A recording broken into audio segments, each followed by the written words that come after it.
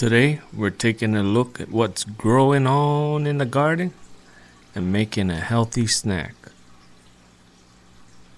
These are butter crunch lettuce from 2 different manufacturers.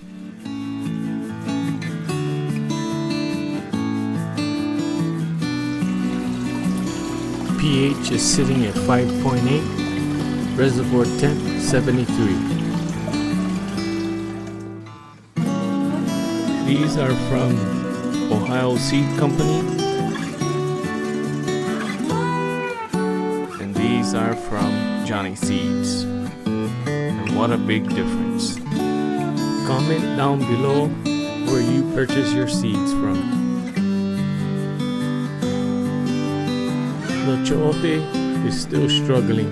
I did make the pH change to 6.0 and I added a little nutrients. So we'll give it a little bit more time to see how she does. These are some red basil sprouts and some little gem lettuce seeds that are going in this mini system once these sprouts get big enough. Now for a little snack. My favorite part. Hers too.